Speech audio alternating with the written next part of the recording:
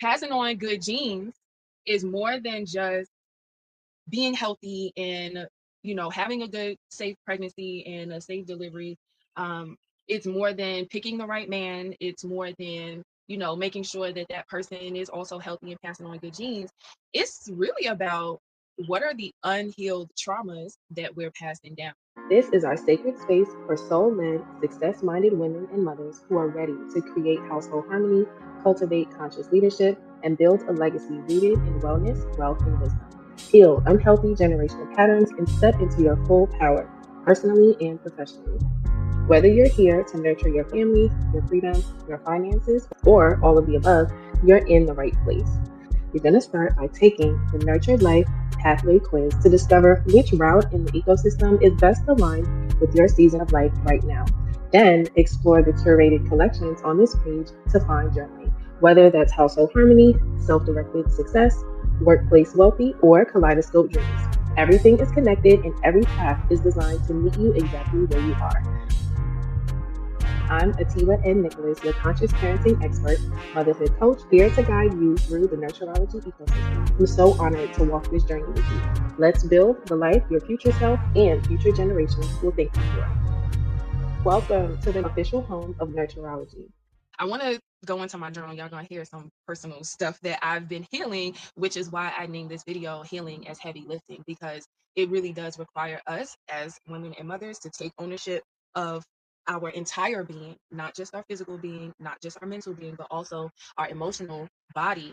um, that sometimes has things trapped in there that we are unaware of. So you might be in therapy, and kudos to you, but I'm sure your therapist ain't doing like I do. I'm sure he or she is not helping you to remove things that have been passed on generationally. And one thing I'll say too is that if you are a melanated person in the US and African person of the diaspora, we have so much post-traumatic slave syndrome and or just the residual effects of colonization that are trapped epigenetically within our being, and we pass those things on to our children, leaving the burden on them to heal those things and to remove the manifestations of that from their reality and from their lived experience. So I don't want to get on my soapbox, but this is deep, okay? And this is why I am really passionate and committed to supporting women and mothers to do their healing work on a holistic level so that we can raise healthy and wholesome families. My heart wall needed to be released. Now when I was working with Gavin, I was shook. I was not ready. I don't know if I felt comfortable with having my heart wall, or I just didn't understand the inner workings of it yet, so I wasn't ready to release it. But from the beginning of this year, I have really been focused on healing their emotions, and this time I actually sat down to focus on my heart wall. So the emotions that came up from within my heart wall were emotions like love unreceived, uncertainty, abandonment, sorrow, humiliation, discouragement, betrayal, and dread.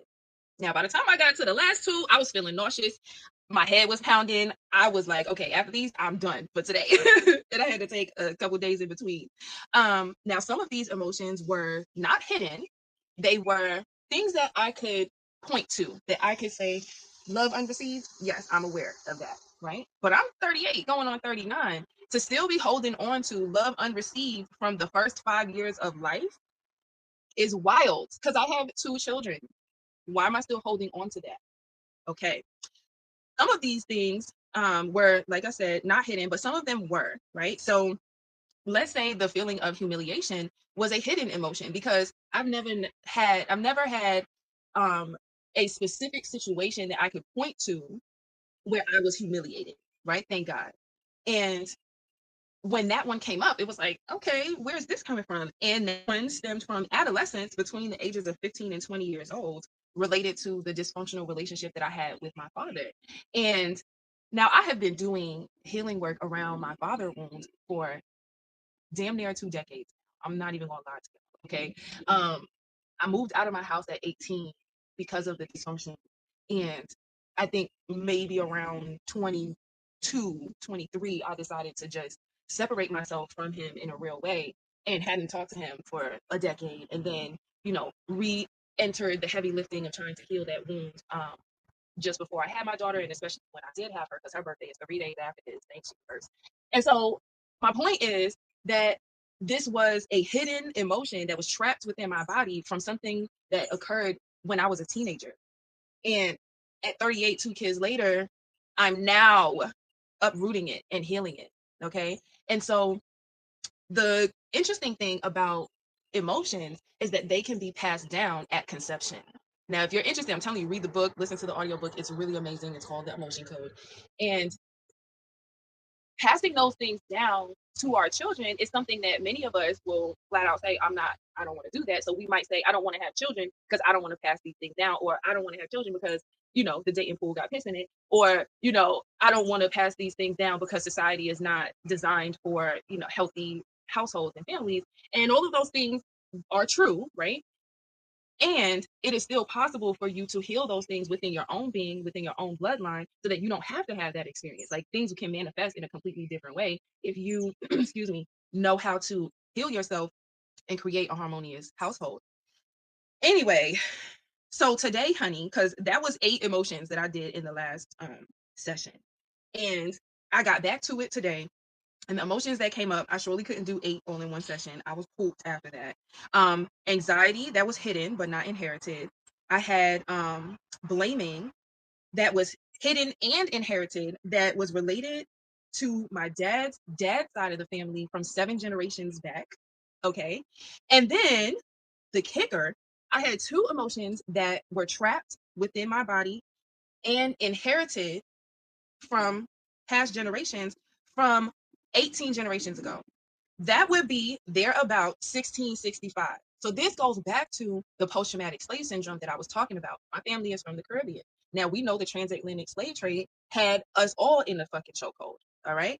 And for this to be related to something I'm healing today, the emotions were forlorn and worry. All right. If you don't know, forlorn is misery. Okay. Sadness and loneliness by the reason of abandonment, feeling desolate or empty, hopeless or forsaken. Can you imagine carrying around that emotion, hidden and inherited your entire life, and then having children, passing it down to them unwittingly? Like, I love my kids, but I passed that on to them at conception because it was not healed when I had them.